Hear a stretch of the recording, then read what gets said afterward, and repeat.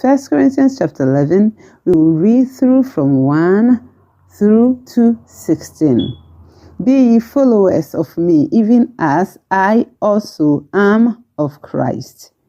Now I praise you, brethren, that you remember me in all things, and keep the ordinances as I delivered them to you. But I would have you know that the head of every man is Christ, and the head of the woman is the man, and the head of Christ is God. This is just spelling out the hierarchical order for us.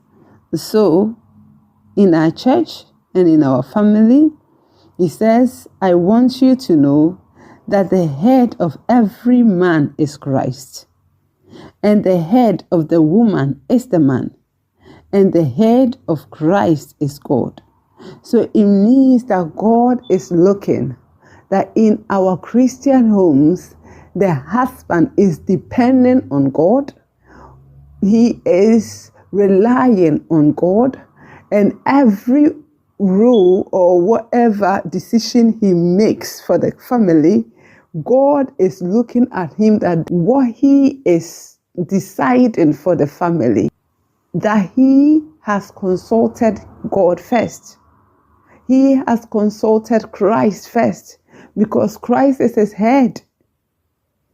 The will of the husband should be subject to the will of Christ, so that we can have a godly home, a godly family. So if this man is relying on God and his will is subject to God, then God expects that the wife should follow the husband. The wife should obey the husband and submit herself to this godly will of the husband, to this righteous will of the husband, because the husband is relying on God and making sure that the will of God is being done in the family. So he says the head of every man is Christ. So the man is expected by God to look up to his head and obey his head and make sure that the will of his head, which is Christ, is being done in his family. And the head of the woman is the man. And God is also looking at us, the women, that we are following our head, which is our husband. We are obeying and respecting and honoring our husband, because God has put him there as the head of the family.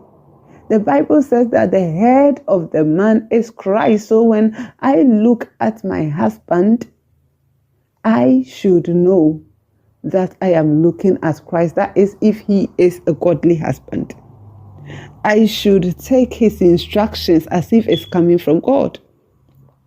I should uphold and respect his leadership as if physically Jesus Christ is the one in charge of my home. Now,